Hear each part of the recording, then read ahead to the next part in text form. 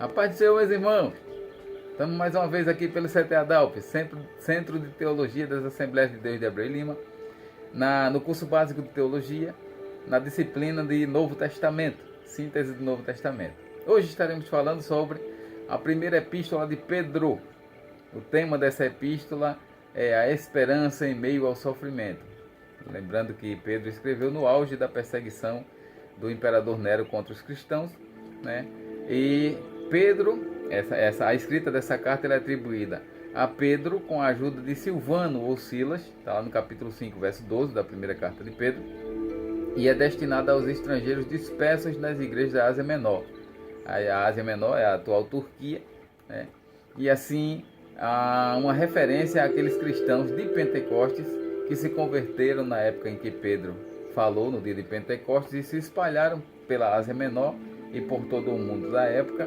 E agora Pedro escreve essa carta com relação àqueles cristãos, né, no sentido de animar eles com relação ao fogo do sofrimento que estavam passando, ou seja, a perseguição pelo imperador Nero, que estava oprimindo os cristãos da época e até exterminando muitos deles.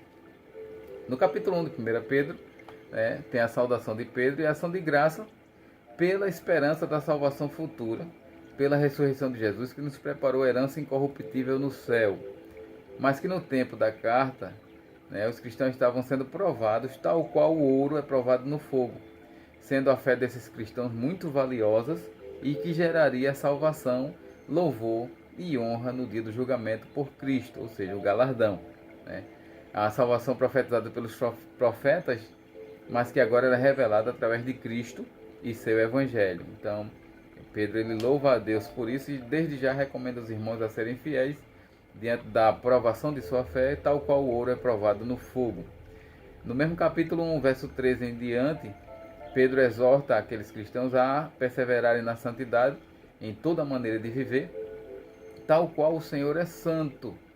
Viver em temor quanto às obras, pois fomos comprados com o precioso sangue de Cristo, gerando novo nascimento para a incorrupção, ou seja, um viver exemplar, um viver de verdadeiro cristão, mesmo diante da perseguição. Capítulo 2, Pedro vai falar sobre a perseguição nessa terra, fomos chamados realmente para o sofrimento, mas que essa jornada terrena, elas deveriam deixar as obras da carne, os cristãos deveriam andar como cristão de verdade, e que buscassem se alimentar do leite não falsificado, que é a palavra de Deus, crescendo sempre como pedras vivas, cuja pedra de esquina é Cristo, pois ele nos fez geração eleita, sacerdócio real, nação santa, povo adquirido para anunciar as virtudes de Deus. Então aqui, diante das perseguições, o conselho de Pedro é que cada um vivessem como crente verdadeiro, e sabendo que estão diante de um serviço, cujo padrão é Cristo. Ele cita essa construção, e que cada crente deveria viver em conformidade com esse padrão de Cristo. Capítulo 2, verso 11 ao 17, Pedro ele continua falando sobre a boa conduta dos cristãos no meio dos pagãos, inclusive honrando as autoridades constituídas e evitando confundir a liberdade do evangelho com libertinagem ou insubordinação às autoridades. Esse era o cuidado de Pedro também, para que, como Cristo os chamou para a liberdade, que alguém não use essa liberdade como um meio de não se submeter às autoridades constituídas. Capítulo 2, verso 18 ao 25, ele continua nessa linha, falando que os servos deveriam ser submissos aos seus senhores, tal qual Cristo foi obediente, não revidando as afrontas e injúrias, para levar sobre si os pecados de todos os homens, nos fazendo ovelha do seu rebanho, sendo ele o nosso sumo pastor e bispo da nossa alma. Então, Pedro ele sempre mostra o foco celestial da coisa, o lado espiritual da coisa. Capítulo 3 de 1 Pedro, ele vai falar sobre as mulheres cristãs que deveriam primar, por serem sujeitas aos maridos, e que sua beleza fosse em primeiro lugar interior, ao invés da beleza exterior, exclusivamente. Que os maridos coabitassem com a esposa como um vaso delicado e que requer atenção, respeito, cuidado, sustento, proteção e muito amor. Então, esse é o padrão bíblico para o casamento. é que o homem deve respeitar, respeitar e ter cuidado, esse amor, esse zelo com a esposa, como sendo um vaso delicado. O amor fraternal, ou seja, o amor entre irmãos, né? E não pagar o mal com o mal. Ele, nesse capítulo 3 ele recomenda que haja essa ação com relação ao cristão. Também fala sobre refrear a língua do mal para ter dias bons. Está no versículo 10. Fala de padecer por amor à justiça e responder com mansidão a quem pedir explicação sobre a esperança do Evangelho, né?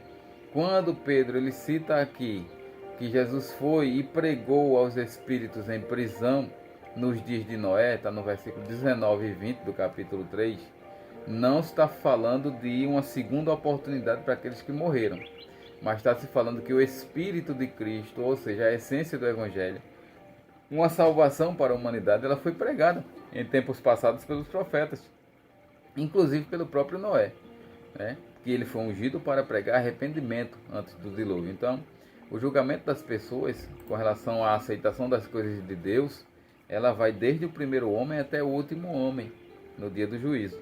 Então aqui quando se fala em que pregou aos mortos, não está se falando de uma segunda oportunidade, pregou aos espíritos em prisão, perdão. Não está se falando de segunda oportunidade após a morte, está se falando de que Cristo, a oportunidade de salvação ela é desde o começo da humanidade até o fim de todas as coisas, né? Aqui fala sobre Cristo ter se humilhado aqui para hoje, ou após a ressurreição, sentar-se à direita de Deus e ter o domínio sobre os anjos, autoridades e potências ou potestades. Está no versículo 22 do capítulo 3. O capítulo 4, capítulo 4 de 1 Pedro, fala sobre o amor fraternal, ou mais uma vez, né? Devemos amar uns aos outros, assim como fomos amados por Cristo, que apagou nossos pecados e proporcionou vida nova, longe dos vícios de antigamente. Ou seja, devemos ter esse cuidado, esse zelo, porque Cristo está vendo todas as coisas, né? E Ele julgará os vivos e os mortos. Ou seja, mais uma vez aqui é uma referência de que quando se diz pregado aos mortos, ou julgará os vivos e os mortos, está se falando de que na época que Pedro escreveu, aquelas pessoas que não estavam vivas ainda, mas na sua época de vivas, ouviram a pregação, ouviram a justiça de Deus, e os que se arrependeram, aí sim, teriam salvação. E os que não se arrependeram seriam condenados, mas todos seriam julgados por Cristo. Temos aqui no capítulo 5, aliás, ainda no capítulo 4, do versículo 12 ao 19, temos que Pedro ele recomenda aos cristãos que estejam prontos para o sofrimento por causa do Evangelho. Ou seja, era numa época em que que os cristãos estavam diante de uma grande perseguição sobre diante do imperador Nero, e a recomendação aqui é que eles resistissem a esse sofrimento, porque isso resultaria em grande glória e alegria diante de Deus. Está no versículo 13 e 14 do capítulo 4. O capítulo 5 de 1 Pedro, Pedro aconselha os demais pastores ou bispos ou presbíteros, são sinônimos aqui, que cuidem com zelo do rebanho do sumo pastor, que é Cristo, sem arrogância ou avareza e sem imposição de subjetividades, ou seja, imposições pessoais, de achismo, mas se dando como exemplo, pois assim seriam galardoados. E por fim, recomenda aos jovens que sejam sujeitos aos mais velhos e que a humildade seja uma constante entre o povo de Deus, pois Deus exalta os humildes e abate os exaltados. E ele recomenda, Pedro diz, olha, lança sobre Jesus toda a vossa ansiedade, porque ele tem cuidado de vós. Vigie contra o diabo que anda em derredor. Lembrando, redor são os anjos de Deus para nos guardar. Fora desse redor é o derredor. É aí onde Satanás rodeia, bramando como leão, buscando a quem possa tragar. E Pedro ele vai e recomenda que haja uma resistência ao diabo. De que forma? Sendo firmes na fé, diante das aflições. Ou seja, uma forma de vencer o diabo é ser firme no Evangelho e na fé. E por fim ele faz sua saudação final, juntamente com Silas e Marcos. Assim a gente inicia a segunda carta de Pedro. Pedro, antes do seu martírio por Nero, Pedro foi martirizado pelo imperador Nero, e há quem diga que ele foi crucificado de cabeça para baixo numa cruz. Ele pediu para ser crucificado de cabeça para baixo numa cruz. Ele, antes disso, escreveu essa segunda carta aos mesmos irmãos da Ásia Menor. Porém, o foco agora dessa segunda epístola é com relação a combater os falsos mestres que queriam destruir os fundamentos da igreja, fundamentos, a verdade e a santidade. Então, esses dois padrões, esses dois fundamentos da igreja, haviam surgido heresias e falsos mestres querendo combater ou destruir esses princípios na igreja da Ásia Menor, em que Pedro destinou essa carta, sua segunda carta.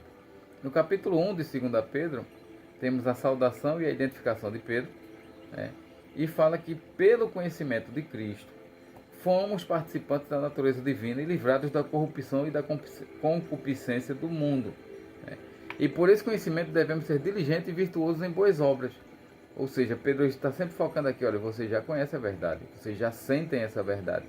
Então, zele por isso e persevere na fé e nas boas obras. Pedro também comenta brevemente de que breve estaria partindo para a eternidade, mas enquanto não, ele fala do seu zelo em anunciar o Evangelho de Cristo, e que Cristo, o Cristo que ele mesmo viu transfigurado em glória, lá no Monte da Transfiguração. Pedro também fala sobre a atenção devida aos profetas, ou às escrituras sagradas, que nenhuma profecia é produto de ser humano, mas toda profecia ela é inspirada pelo Espírito de Deus. Então, os cristãos deveriam dar ouvidos também à profecia, já que aqueles falsos mestres eles queriam combater exatamente o que os profetas disseram também. Capítulo 2 de 2 Pedro, ele vai falar sobre a condenação preparada para esses falsos líderes e falsos doutores, que transformam o Evangelho em heresias, negando o próprio Cristo, e que infelizmente eles atrairão multidão e provocarão blasfêmias contra o caminho da verdade. Está no versículo 2 do capítulo 2 de 2 Pedro. Tirarão proveito do povo, mas serão destruídos, como foram condenados os anjos caídos, e como foi no dilúvio de Noé, e como ocorreu em Sodoma e Gomorra. Ou seja, serão destruídos para sempre esses inimigos por serem ímpios, e inclusive andando no caminho de Balaão, como ele cita aqui, são amantes do caminho de Balaão, que vendeu-se para amaldiçoar a herança de Deus. Ou seja, aqueles falsos mestres eles sempre visavam lucro, sempre visavam desviar o povo de Deus para proveito próprio. Mas aqui Pedro ele vai mostrar que assim como Sodoma e Gomorra foi destruída pela perversão, assim como nos dias de Noé, assim como os anjos que foram rebelados, assim como Balaão também que se vendeu para amaldiçoar o povo de Deus, assim também esses líderes teriam o mesmo destino de perdição. Capítulo 3 de 2 Pedro, ele vai falar sobre a vinda do Senhor, e que um dos sinais dessa vinda iminente seria o surgimento de homens escarnecedores das promessas da vinda de Cristo. Como diz, onde está a vinda dele, que desde que meus pais morreram, que se ouve falar nisso e não se cumpriu ainda. Mas aí Pedro ele vai dizer, olha, Deus reservou os céus e a terra para serem destruídos pelo fogo, vindo o juízo sobre os ímpios. Ou seja, as pessoas que agem dessa forma são pessoas ímpias, pessoas que não creem nas promessas do Evangelho. E nesse sentido, mesmo que alguns se achem que as promessas sejam tardias, aí Pedro diz uma coisa aqui interessante sobre a eternidade de Deus. 1000 anos é como um dia para Deus, e um dia é como 1000 anos. Ou seja, Deus ele é eterno, ele está fora da cronologia, ele está fora desse tempo cronológico, ele é acima desse tempo. Então para Deus não tem essa contagem de tempo como o homem conta. Mas quando ele estica o tempo um pouco, a longanimidade de Deus, é exatamente para que as pessoas se cheguem a arrepender-se. É a oportunidade que Deus dá às pessoas para se arrependerem. Enquanto aquelas pessoas questionavam por que demorava, Pedro ele diz, olha, Deus está dando tempo só para vocês se arrependerem. Vocês não querem, então colherão a consequência dessa incredulidade. Inclusive, Pedro no mesmo capítulo 3 de 2 Pedro, ele vai dizer exatamente de que o dia do juízo virá repentinamente, onde os céus e a terra passarão com grande estrondo e com fogo, vindo grande destruição. E então surgirão novos céus e nova terra. Ou seja, aqui fala de um período de transformação, né, em que Deus fará surgir novo céu e nova terra, já no fim dos tempos, diante do período apocalíptico. Isso aí será comentado mais para frente. E aqui Pedro lhe recomenda, olha, se vai haver novos céus e nova terra, e vai haver tão grande destruição contra os ímpios, isso é motivo para que cada um viva dia após dia em santificação. Pedro confirma os ensinos de Paulo, nesse mesmo capítulo, sobre o arrebatamento iminente, né? E que os cristãos se guardassem dos falsos ensinos, dos que pervertiam tais ensinos, ou seja, pervertiam o evangelho, mas que crescessem na graça e no conhecimento do Senhor e Salvador Jesus Cristo. Está lá no capítulo 3, verso 18. E por fim, sua saudação final. Assim Pedro, ele encerra sua segunda carta. Temos agora as epístolas de João. Primeiro livro de João, a primeira epístola de João, perdão, vai falar que Jesus é o Filho de Deus, e se somos filhos de Deus também, em Cristo, devemos amar uns aos outros. Esse é o tema do livro das epístolas de João. Lembrando que João é tido como o apóstolo do amor, né? E João, ele escreveu o Evangelho de João, ele escreveu as 3 epístolas e escreveu o livro de Apocalipse. João exercia seu ministério em Jerusalém até a destruição do templo em 70 da nossa era. Depois da destruição do templo, ele muda-se para Éfeso, de onde escreveu seu Evangelho e suas 3 epístolas. Tinha como principal foco o combate a heresias que buscavam unir o Evangelho a filosofias, ou seja, uma das principais características dessa época é o surgimento, o forte ataque do gnosticismo, que pregava que a salvação através de conhecimentos especiais e separação incomunicável entre espírito e corpo, ou seja, o que eu faço no corpo não afeta o meu espírito. João, ele vai bater muito de frente contra essa heresia dessa época, que é o gnosticismo. Então, primeira epístola de João, capítulo 1, verso 1 ao 4, João, ele combate os gnósticos que diziam que Cristo não havia sido encarnado, mas que era um ser de aparência como fantasma, ou fantasmagórica. Esse é o termo mais complicado, né? De que Jesus não tinha corpo, mas era apenas uma ilusão, uma visão, já que a matéria é sempre má, e se Jesus era bom, então ele não se fez carne. João afirma categoricamente que havia convivido com Jesus em corpo humano, mostrando que Jesus se fez carne realmente. No capítulo 1, verso 5 em diante, João vai dizer que Deus é luz e devemos andar nessa luz demonstrando comunhão uns com os outros, e que o sangue de Jesus Cristo nos purifica de todo pecado. Ou seja, contra o gnosticismo ou contra os gnósticos, João afirma que todos pecamos e necessitamos confessar nossos pecados para perdão, já que o gnosticismo dizia que o que faz na carne não afeta o espírito, não é pecado. Enfim, João diz, olha, todo mundo precisa de perdão, por isso que Jesus Cristo, o sangue dele, nos purifica de todo pecado. Capítulo 2, de 1 a João, João vai dizer que devemos lutar para não pecar, mas se depois de ter feito um exame de consciência, se a gente descobrir que pecou, a gente tem um advogado diante de Deus, que é Jesus Cristo, que intercede por nós. Fala sobre guardar os mandamentos de Jesus, é um sinal evidente de que temos comunhão com Ele. Amar ao próximo é sinal de que estamos na luz de Deus. Não amar o mundo nem o que no mundo há, ou seja, os prazeres pecaminosos. Quem ama o mundo, o amor do Pai não está nele. Então, João, ele recomenda nesse capítulo 2 até o capítulo 17, até o versículo 17. Do capítulo 2, verso 18 em diante, João fala sobre o anticristo, a vinda do anticristo no fim dos tempos, mas que muitas pessoas se fizeram anticristo já na época de João. E como assim essas pessoas se faziam anticristo? Quando negavam que Jesus é o Cristo. Ou seja, quando João diz aqui, olha, pela unção do Espírito no crente, ele não precisa de que alguém tente ensinar nada, ou seja, ninguém vos ensine mais nada. mas é com relação a Cristo. Ou seja, quem tem o Espírito Santo de Deus é orientado no sentido de que o Evangelho já traz a essência do que nós precisamos e a fé é suficiente. Não precisa que alguém acrescente nem diminua nada no Evangelho. Então, nesse sentido, João ele não diz que a pessoa não deveria aprender mais nada. Ele está dizendo o seguinte: olha, com relação às coisas de Cristo, não é necessário que alguém vos ensine alguma coisa além do que o Evangelho já ensinou. É isso que o versículo 27 do capítulo 2 está dizendo. Capítulo 3 de 1 João vai falar sobre os filhos de Deus.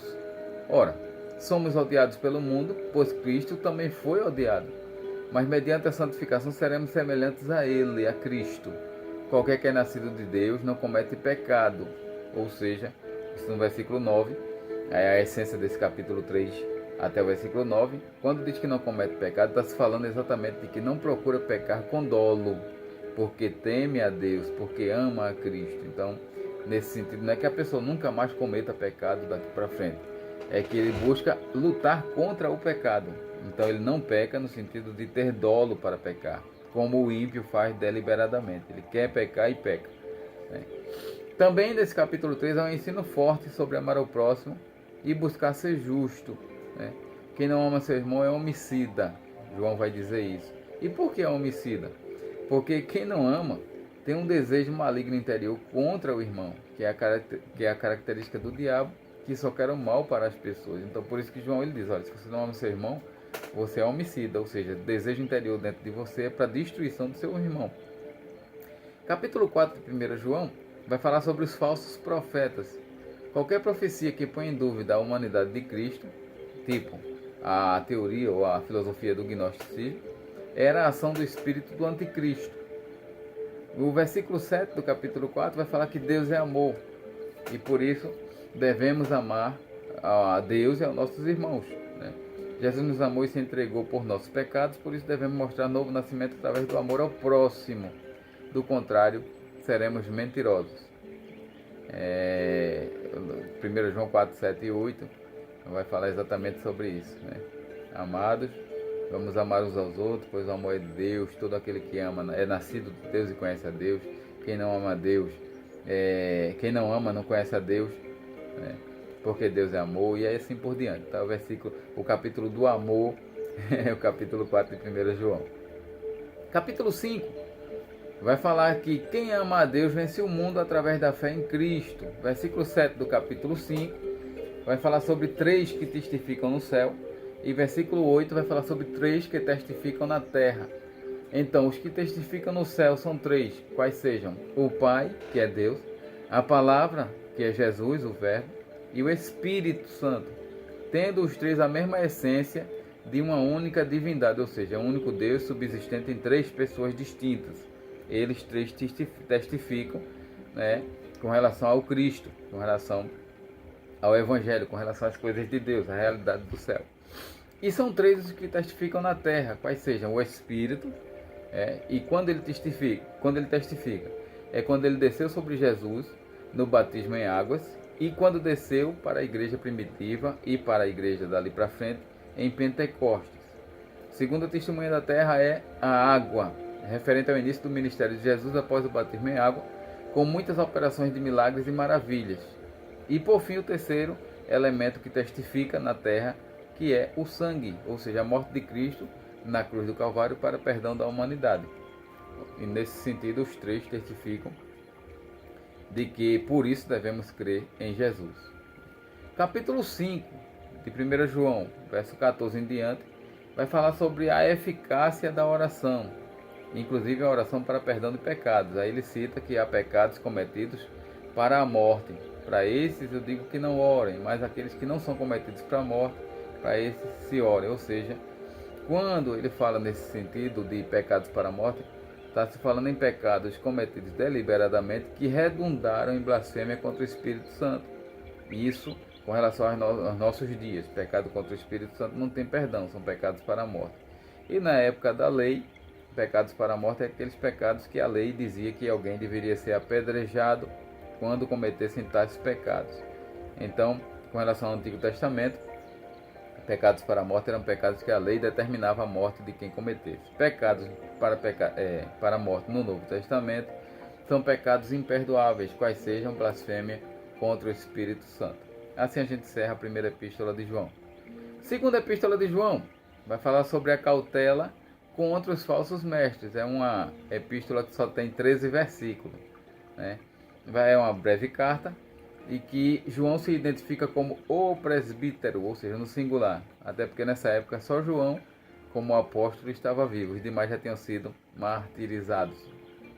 Ele destina essa carta, sua segunda carta, à senhora eleita e seus filhos. Aqui há uma metáfora que pode significar tanto uma pessoa, uma senhora realmente e seus filhos, quanto uma alegoria relacionada à igreja local destinatária e os membros daquela igreja. A mensagem principal de 2 João é elogiar a fidelidade da senhora eleita e seus filhos, recomendar o amor fraternal, combater falsos mestres que negavam que Cristo havia vindo em carne e recomendar que nem sequer aqueles cristãos recebessem falsos mestres em suas casas, que fossem contrários à sã doutrina, né? E por fim ele faz sua saudação final e a promessa de que brevemente visitaria aquela região, ou daquele destinatário. Assim a gente encerra a segunda epístola de João, que é bem curtinha, 13 versículos. Iniciamos terceira João, que vai falar sobre procedendo com fidelidade. Essa é a essência da carta de terceira João, que é uma pequena carta também, de 15 versículos, um capítulo só, e é endereçada a um fiel cristão acolhedor chamado Gaio. João elogia o acolhimento de Gaio para com os irmãos itinerantes, enquanto que outro líder chamado Diótrefes resistia a João, rejeitava acolher os irmãos viajantes, né? E também havia rejeitado uma carta anterior que João escreveu, né? E ameaçou os cristãos, naquela época, de excluí-los do rol da igreja aos que recebessem os mensageiros de João. Então João também, nesse sentido da carta, é para exatamente falar sobre esses dois caráteres de pessoas tão diferentes, dois líderes tão diferentes. Gaio, que era acolhedor, e Diótrefes, que era um péssimo líder e que era alguém que combatia João e os seus missionários. E dessa mesma carta, terceira epístola, João ele também elogia um outro irmão chamado Demétrio. Possivelmente esse Demétrio foi o portador dessa terceira carta para aqueles irmãos destinatários dessa carta. E assim João encerra sua terceira epístola com sua saudação final e promessa de breve visita futura. É o mesmo padrão da segunda carta de João. Assim a gente inicia a epístola de Judas. A essência da epístola de Judas é falar sobre a advertência contra a apostasia e a batalhar pela fé. Essa epístola ela é atribuída a Judas, irmão de Jesus. Está lá em Mateus 13:55, falando sobre esse irmão de Jesus, né? E é endereçada às igrejas da Ásia Menor, com a finalidade de advertir os crentes contra os falsos mestres, que Judas qualifica esses falsos mestres.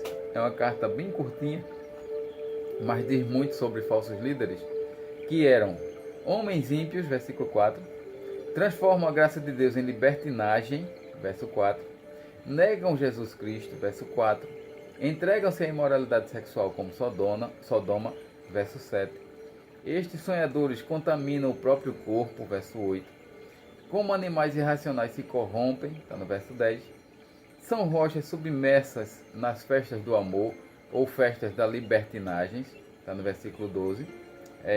Rocha submersa fala de entrada a fundo, está lá bem arraigado, bem firmado. Pastores que só cuidam de si mesmos, verso 12. Nuvens sem água, verso 12. Árvores de outono ou árvores sem fruto, verso 12. Ondas bravias do mar que espumam seus próprios atos vergonhosos, verso 13. Estrelas errantes para as quais estão reservadas para sempre densas trevas, verso 13. Quando fala em estrelas errantes também tem a ver com anjos caídos, né? Aí a condenação eterna para esses líderes que se aparentavam nas suas atitudes como anjos caídos, né? Murmuradores, verso 16. Descontentes com a sua sorte, verso 16. Cheios de si ou soberbos, verso 16. Zombadores que seguirão seus próprios desejos ímpios, verso 18.